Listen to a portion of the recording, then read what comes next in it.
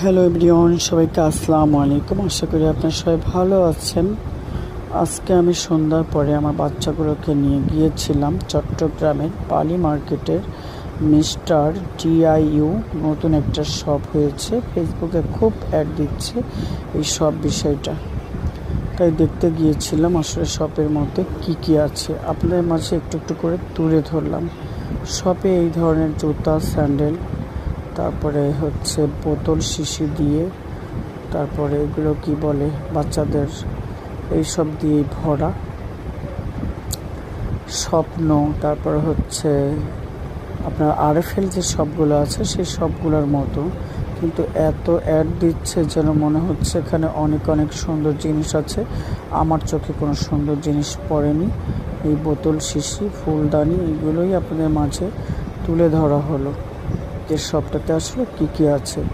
যদি কেউ যেতে চান চট্টগ্রামের মধ্যে যারা আছেন, তাহলে মিস্টার ডিআইইউ শপে চলে যাবেন।